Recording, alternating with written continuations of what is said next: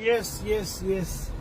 Sasa leo, I want to talk about the accidents that claimed the life of Mheshimiwa Cyrus Jirongo. There is this driver, Terence Kamau, driver wa Climax coach driver. I want to kwanza praise him, not for driving dangerously causing the death of Mheshimiwa Jirongo, no. Ameji-express, ameongea, and at the end he said, pole, I'm sorry. But you cannot blame this driver, kwa sababu kwanza sisi watu wa kauji, watu unakuta kauji kadogo, unaendesha gari under the influence of alcohol, alafu unajisahau kuwa uko kwa highway, uko kwa barabara. I stand with that driver. Why? Alikuwa amebeba 65 passengers. Anaenda Busia. Ako speed ya 130, 140. Mheshimiwa amekunywa mafuta, ametoka bila kuangalia. Bila kugive way.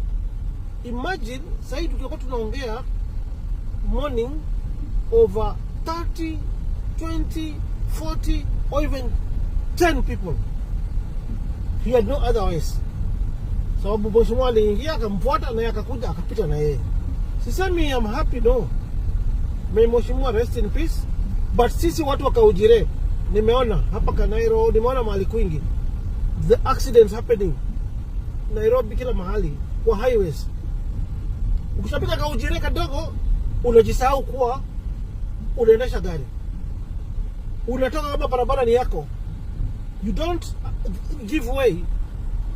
As the law is very clear. Kama ni highway, give way, angalia. If there is no car coming, toka. Kama kuna gari, simama, gari kwa high speed ipite. Yeah? May Mheshimiwa Cyrus Jirongo rest in peace. May this accident be a lesson to all the drivers. Not only this is what Wakaujire. All the drivers. Yeah? And that particular driver, atastakiwa, I'll be the first one to bail him out. First one to bail him out. Yeah? Even these drivers, they are protected by the same law. Utaona sasa atashikwa, atawekwa cell, anadishwa sijui cash bail 100,000, anapelekwa kotini ati dangerous driving causing death. How? Yeah? Na mtu amebeba passengers, maisha ya watu 65 iko chini yake. Kwa highway, amekuja mbio. There are two ways. Either dereva swafa aende the opposite side au we watu. Akajaga emergency au miza watu, anamshua kulikuwa na wamama, kulikuwa na watoto, kulikuwa na watu wa different families.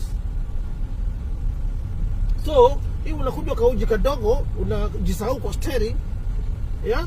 Hiyo maneno tuwache, tuko waangalifu kwa barabara, especially during this festive season. Hii festive season uwe na claim. So many people, inaua watu wengi sana kwa barabara. Kwa hivyo Wakenya, tafadhalini popote pale mlipo, make sure mkuwe waangalifu kwa barabara. Yeah? Be careful. Yeah? Especially watu wa Ujire. Be very careful. Mheshimiwa Cyrus Jirongo, may you rest in peace. I'm conveying my condolences, yeah, to your family. Yeah?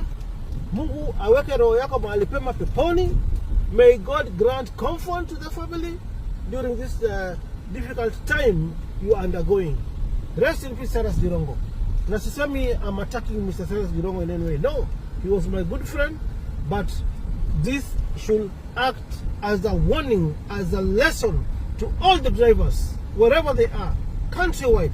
Be careful on the road. Thank you so much.